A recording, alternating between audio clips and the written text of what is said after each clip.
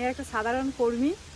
আমি চাই అదృష్టం ఎప్పుడు ఎవరిని ఏ విధంగా హరిస్తుందో చెప్పలేం. పెట్రోల్ బంకులో పనిచేసి దాదాపు ప్రపంచంలోనే కొంతమంది ధనికులుగా మారిపోయారు. అంటే వాళ్ళు చేసిన హార్డ్ వర్క్ కానీ వాళ్ళు చేసిన కష్టం కానీ ఆ విధంగా ఉంటుంది. ఇదెందుకు నేను మీకు చెప్తున్నా అంటే వెస్ట్ బెంగాల్లో ఎలక్షన్స్ మర్జు అనే మహిళ నిలబడింది. అయితే 2021లో ఈ మర్జు అనే యువతి బీజేపీ నుండి పోటీ చేయగా టీఎంసీ చేతిలో తను ఓడిపోయింది. అయినా తను ధైర్యం కోల్పోలే. మళ్ళీ మొన్న జరిగిన ఎలక్షన్లో కూడా బీజేపీ తరఫున నిల్చుంది.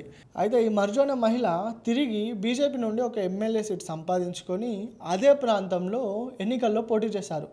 ఎవరైతే టీఎంసీ అభ్యర్థి ఉన్నారో అది ఓడించి, అయితే ఎవరైతే మర్జు అనే మహిళ ఉన్నారో గతంలో తను ఇళ్లల్లో పాచి పని చేసేదని కొంతమంది చెప్తున్నారు. అయితే తను కూడా ఒక ప్రెస్ మీట్ పెట్టి తన ఇళ్లలో పనిచేస్తూ కుటుంబాన్ని వారి పిల్లల్ని పోషిస్తూ అదే రీతిగా కొన్ని ఇళ్లలో సహాయకురాలిగా పనిచేస్తూ రాజకీయాలపై ఆసక్తి ఉండడంతో 2021లో బీజేపీ నుండి పోటీ చేసింది.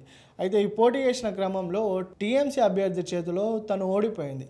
అయినా ధైర్యం కోల్పోకుండా తిరిగి ఈ 2026 ఎలక్షన్లో మళ్ళీ పోటీ చేసింది. ఈ పోటీ చేసిన క్రమంలో టీఎంసీ అధికారిని చిట్టుగా ఓడించి ఇప్పుడు ఘన విజయం సాధించి కొంతమందికి ఒక మోటివేషన్గా నిలిచింది.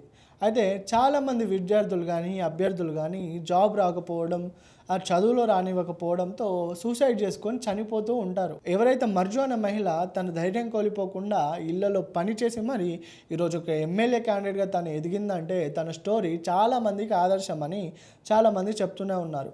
జీవితం ఎప్పుడు ఏ విధంగా ఉంటుంది ఎవరు ఊహించలేరో, ధైర్యం కోల్పోకండి అని ఈ మర్జు అనే మహిళను ఆధారంగా తీసుకొని జీవితంలో చాలా సాధించాలి, తనను ఒక మోటివేషన్గా తీసుకోండి అని కొంతమంది నెటిజన్లు ఈ విధంగా చెప్తున్నారు.